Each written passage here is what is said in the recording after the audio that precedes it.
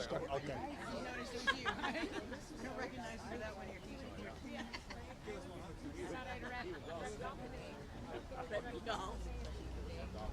Rep y'all. All right, we're gonna get started. Okay.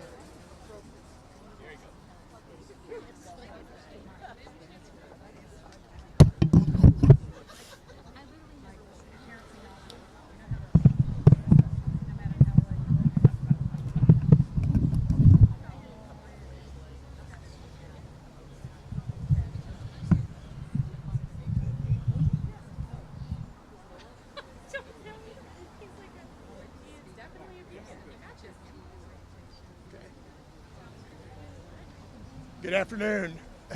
Thank you all for being here. My name is Steve Allison. I have the privilege of serving as state representative for this district, House District 121. And I'm so pleased and proud to be here today in support of Laurel Jordan Swift to be our next representative for House District 121. Now I'm a Republican, so I don't take this decision lightly. I feel very confident and pleased to support Laurel.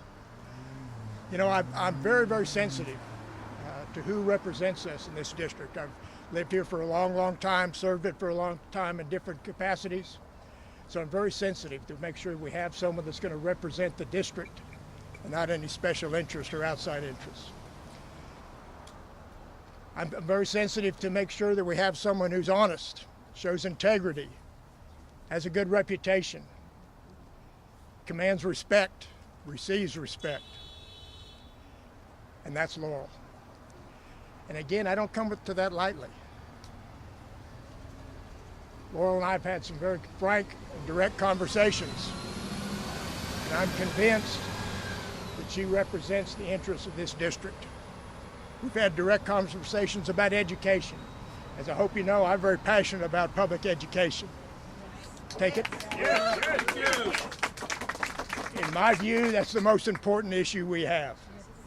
It's the development of our children, the development of our workforce, the development of our economy, and it all comes via education. And Laurel is the one that has the knowledge and background and desire to take care of education. We've also talked about the border. I know that's important in this district. There's some ads out criticizing Laurel that are absolutely false. Absolutely. You know, and that speaks to integrity and honesty. And one of the things I think we can look for is how one runs a campaign. Because I believe that that's a pretty good indicator of how that person's going to act as a representative in Austin. So I know we have a number of people far more important that are going to speak, so I'll stop. But I'm pleased to answer any questions, talk to you further about my reasons and basis for supporting Laurel and how important it is that we get her elected as representative. I want to turn things over to Senator Jose Menendez.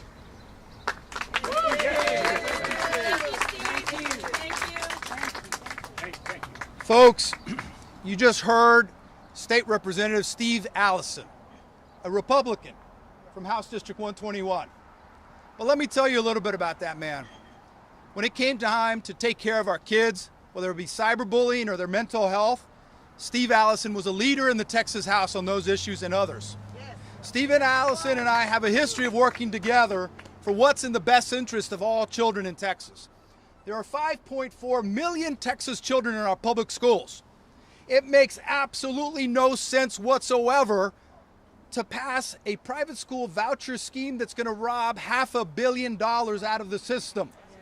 Especially when we had a $33 billion budget surplus and we did nothing to pay teachers extra, nothing to pay for librarians, nothing to pay for counselors. Folks, the ratio of students to counselors in Texas is 800 to 1 counselor. 800 kids. Are we giving those kids what they need? Absolutely not. We are not meeting them. So to take $500 million out of the system when we are not even funding our public education system adequately is ludicrous. It is on the verge of criminal. So folks, I'm here supporting my friends because look, like Steve Allison, the next man I'm going to introduce is someone who has always put his district and his constituents above party. Every time that Senator Wentworth would file the bill for independent redistricting commission, he would get rebuked. Why? Because it takes the party bosses out of control of redistricting and gerrymandering. He felt it was better if an independent redistricting commission would do that. Senator Jeff Wentworth always tried to do what was in the best interest of his constituents, and that's why they ran him out in a primary as well, because he's a man of integrity. And he would not be sitting here today if he did not understand the stakes that are at hand. This district would not even be in play if Governor Abbott had stayed out of it and allowed for Steve Allison to win his primary. But no, he had to go handpick someone who was going to be beholden to him on vouchers and on many other issues. So it's because of that that many of us are here, many of us behind us who have education backgrounds, who care about the best interests of our kids. We have a $33 billion budget surplus. Just for those of you thinking at home, what does that mean? Every obligation of the state covered and $33 billion extra above that. Did we do anything to pay teachers more? No. Did we do anything to provide more counselors for kids? No. Did we do anything to reduce class size in our schools? No. Did we do anything to take the half-day preschool at some schools for some people and make it full-day preschool? No.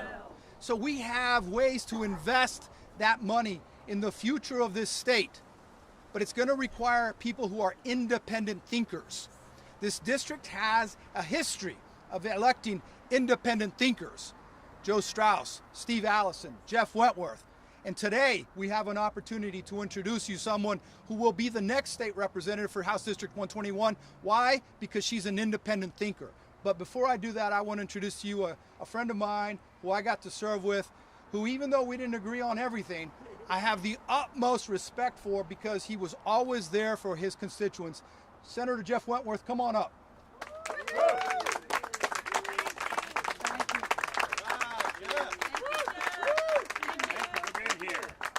Thank you very much, Jose. As some of you may be aware, I wrote a letter to the editor of the Express News. It was published last Sunday, where I said, and I'll say again today, I first registered to vote in 1962. In all the elections since then, I have never voted for a Democrat to be in the Texas House of Representatives. But that changed last Saturday when my wife and I went to vote early, and I voted for Laurel Jordan Swift.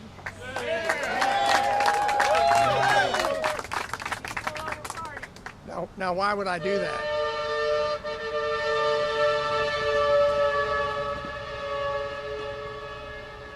That was a different campaign. That wasn't even our campaign. Now, why would I do that? Because what is really on the ballot on November 5th is public education in this state. That's really the issue. It seems to me, and I served in the legislature for 25 years, 5 years in the House and 20 in the Senate. The two most important things we do in the legislature is fund schools and roads. And yet we're failing in our most important a responsibility, and that is public education. The other thing that really disturbed me was the way that Steve was defeated in the primary. Our mailboxes and the airwaves were flooded with money that came from outside the state of Texas. We had a billionaire in Pennsylvania, of all places, who sent millions of dollars to Governor Abbott, who then sent nearly $1 million down here against Steve. Why would a billionaire from Pennsylvania try to affect the election of who we want to represent us? It's not healthy for our system, and it needs to stop. That wasn't the only one, though. We had several others. We had Texas Defense PAC since $513,000. Texans for Lawsuit Reform sent nearly $300,000. Texans United for a Conservative Majority PAC from out of state, another $220,000. The Family Empowerment Coalition, another $155,000. Can you imagine? They spent like $1.2 million just to defeat Steve Allison in the primary. It's not right. The Texas Constitution clearly says that the legislature, it's the duty of the legislature to establish and make suitable provision for the support and maintenance of an efficient system of public free schools. The state of Texas is not doing that now. Our public education system is inadequately funded, and it needs not to have vouchers enacted. So with that, I'm going to turn this over to the Reverend, who's going to give you some words, I'm pretty sure in support of Laurel. Thank you. My name is Paul Zeese. I'm here on behalf of Pastors for Texas Children, which is an organization of clergy across the state, a variety of denominations. Our executive director happens to be a Baptist. I don't look like a Baptist. I'm a Lutheran. And we are interested because Martin Luther translated the Bible from Latin into the language of the people, which at that time was German. And ever since, Lutherans have supported education because we want our children to know how to read the Bible. And so that is part of our natural connection with education. I've also been a pastor with parochial schools for 35 years, 22 of those years at a church in District 121. I have nothing against parochial schools. However, the system is not fair because we can pick and choose which students we want, and the ones we don't want, they can always go to the public schools. But now with vouchers coming, that's going to become even more unfair because the schools are going to have to take the children the private schools don't want, in that they don't have enough money to educate them either. And so they are really going to lose. And I think it's time for some of us in the religious community to say that's not fair. And we need to speak up and say we support public schools. We're having a lot of problems in the legislature with people trying to get church stuff into public schools, whether it's Bible reading or the Ten Commandments, you know, all the stuff, prayer, whatnot. We need to keep everybody in their own lane. Our organization does not endorse candidates. We endorse public schools. And we want to encourage everyone to vote for candidates who will do the very best to provide the best public education that we can in Texas. So I thank you for this opportunity. And now I turn and introduce the candidate who I know supports public schools, Laurel, Georgia School.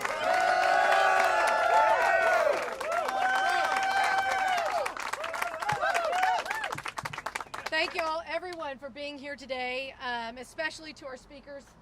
Thank you all so much for doing this. I've spoken with superintendents, I've spoken with school board members, I've spoken with PTA parents and folks from the Alamo Heights School Foundation, and there's some points I want to clarify about what is happening in our school districts right now. All of the school districts in House District 121, Alamo Heights, Northeast, Judson, Comal, are currently operating at deficits. Alamo Heights is facing a shortfall of $1.6 million after cutting $2.4 million by not filling teaching positions that were lost to attrition.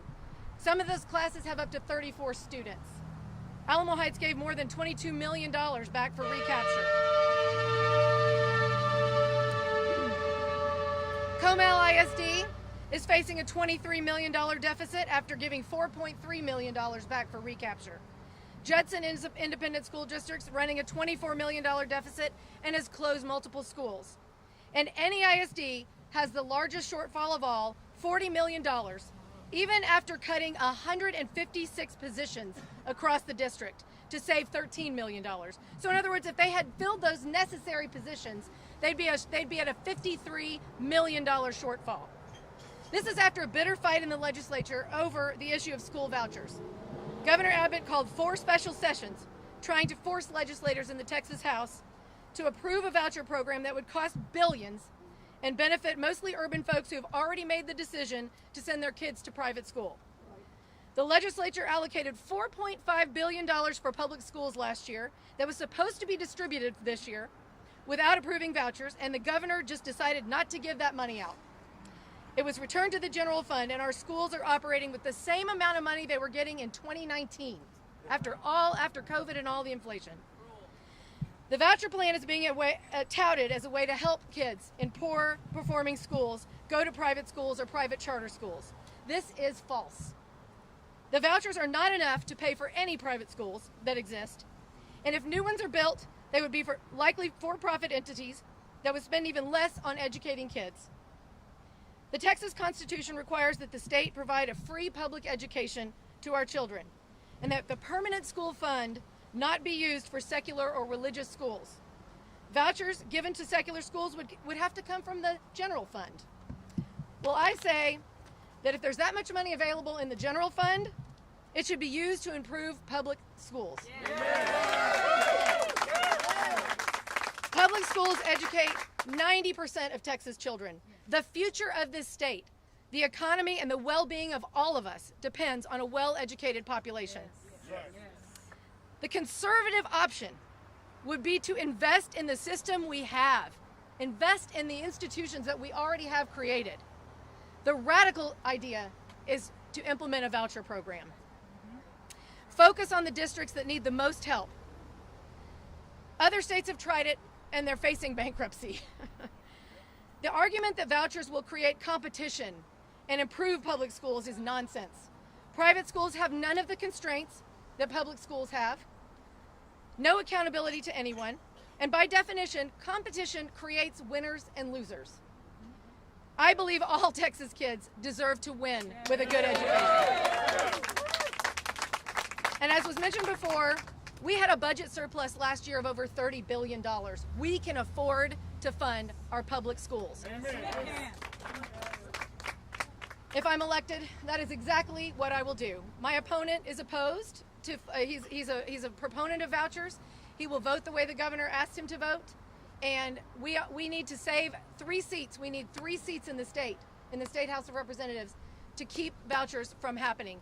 We just wanted to raise awareness for folks to really understand what's at stake. It's the institutions of our public school, the things that we've loved our whole lives, football games, band competitions, drama performances. We love those things, and we want to preserve them. And that, to me, is the move that we need to make. So thank you all for being here, and thank you all for voting to protect public education.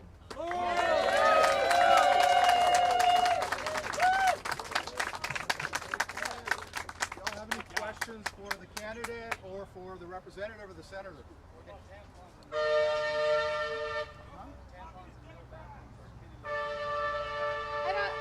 I don't think any of that's accurate. No. No. Representative Allison, do you still consider yourself a Republican? Pardon? Do you still consider yourself a Republican? Sure. Do you see yourself voting Can we get you the mic? So what? Do you see yourself supporting Governor Abbott this time? Not even sure Greg Abbott's running. He's not up for 2 more years, if then. You know, at some point, I get so frustrated with blind partisanship. I get the 2-party system. It's important for our government to function properly. But at some point, you have to do the right thing. And policy and the protection of our district and our state is far more important than petty politics or parties. And that's the way I look at it. Laurel Jordan Swift in my estimation. And I've received countless calls or contacts from our community concerned about the Republican candidate and asking questions or saying that they support Laurel, and they're with good reason. So we've got to be open to that. There's some Democrats I can never vote for, but there are also Republicans I can never vote for. And that's how it ought to be. I ought to be free to, I'm not going to blindly vote just for every Republican that's on the ballot. I've never done that, and I'm not going to do it now, but I still consider myself a Republican for now. Thank you. Thank you. As a Republican, what do you think she needs to be successful? Well, I think she's showing the successful areas. Education is just, I don't want to overstate that, but I don't think I can overstate it. That is such an important issue. Education's been a problem for a long time. It has been. Why is she going to be the difference? Because of what she's supporting. And vouchers, vouchers, that's not a conservative issue. How do we That's not a convince people conservative idea. That's not a financially. Like this. convince more people on your side to see what you see? I think we're doing that. That's what I meant by the calls I've received from after the primary up to the present time, and they ever increasing dissatisfaction, and want us to come back to the middle. I think that's where the country wants us to be. Everyone is either center left or center right, but not these extremes. And these extremes are what we're being pushed into. What is it going to take for more Republicans to come out and say what they're saying? Good candidates like Laurel, and Republicans speaking out, like I am. I'm stubborn, I'm principled, but sometimes you have to just do the right thing. I've got to look myself in the mirror, and I've got to look at my grandkids and what I've done for them or not done for them. And more people need to look at it that way. And I think we're slowly getting there.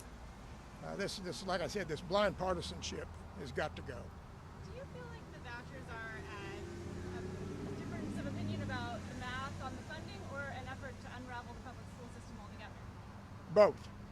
Both. I mean, you can't escape the fact that I think some of the extreme interest in the voucher program, their ultimate motive is to get rid of the public education system. The Public Policy Foundation, I think, made a statement pretty much to that effect last week. And that'd be horrible. We've got a constitution, we've got some specific constitutional provisions. And it's not a situation where we're trying to get an interpretation of the First Amendment or the Second Amendment or the Fourth Amendment. They are specific directives that the authors of the Constitution put in, that our forefathers put in, emphasizing the importance of public education. Yes. And we can't escape that. And like I said, it's foundational. Yes. It's absolutely foundational to our society. And to abandon that, the private schools, I've got no quarrel with private schools. I've got two grandchildren that wanted more of a faith-based education, their parents did, so they're in private school. But that's where they need to be, because those things aren't available and shouldn't be in the public schools. But the private schools cannot provide the breadth of the policies, the breadth of the programs that public schools can and do provide, whether it's special education for the acutely needs, special needs. Private schools aren't going to provide that. Whether it's the expanded programs in the arts, private schools can't provide that. Special counseling needs, extra needs, we've got to have a solid and sound public education system. That's what makes this election so important. Yeah, 30 minutes ago or so, Governor Abbott was at the Angry Elephant in Marblehead talking about giving that surplus back. I don't think he was talking about any of that going toward public schools. Where do you think he specifically is coming from on this issue? I don't know, and that's where the surplus, the forefathers set up the permanent school fund and the available school fund to initially fund public schools, free public schools. The Constitution specifically says that. It takes us a long ways, but not far enough. So when we look at the additional needs that we need in public schools, we all know that our public schools aren't perfect. They aren't anywhere in the country. They're all having the same test report deficiencies, special education needs. But we need to provide those extra needs that we can do it out of the general fund. But when the public schools need additional funding, it's got to come from, that additional funding has to come from the general fund. And that's where the priority needs to be. And we're much better off spending that money on the 5.5 million and growing children And it's at least 90. I've seen figures that's 95% of the kids in Texas are in public schools. That's where the money needs to go. Here's the other reality. It's like if the vouchers were to pass, that voucher does not guarantee that that private school takes that kid. The private school gets to pick and choose which kids they take. And these private schools aren't set up for special education. And we already in the state of Texas underfund special education by $2 billion. We lost the federal lawsuit. We've lost this federal lawsuit. And so how is it that you're going to be giving money back when you haven't fulfilled your constitutional obligation? So to me, it seems like right now, the governor and many other people, they're just in campaign mode. They're just going to say whatever it takes. Like the lies that they've said about her. She's never been elected to anything. How could she be in charge of the border? She hasn't been elected. She's been raising 5 kids. You know, so, I mean, we've got to get back to reality. And that's why we call this press conference. When you have 2 people who were duly elected by the same constituents, former state senator, current state representative, in the same district, telling you this is the best candidate. I think we need to start listening. You asked the question, how do we get other Republicans? They need to hear it from people they trust. Obviously, they trust them because they elected them. Right.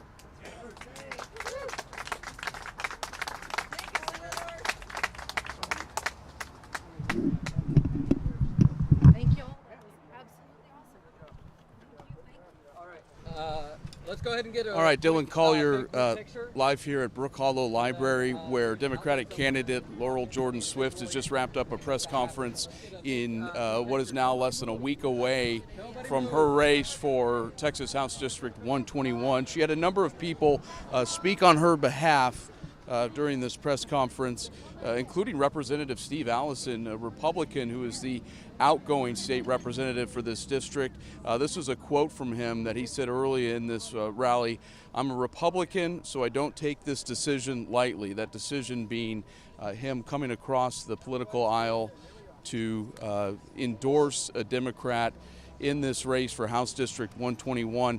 Talking about the school voucher issue, he said, that is a view that is not conservative. It comes from the political extreme, and this is an issue that he is firmly against. That was one of the reasons that Governor Greg Abbott supported Allison's opponent in the March primary, Mark LaHood, who we heard from about 45 minutes ago at a separate rally. Senator Jose Menendez, the longtime state senator from San Antonio, also spoke at this rally. He called it a school voucher scheme, says it will take $500 million out of the state's budget and wreck public education in Texas. He said that Abbott handpicked LaHood, and LaHood, because of that, is now beholden to him and all of the issues that Governor Abbott supports. Former State Senator Jeff Wentworth also spoke during this press conference.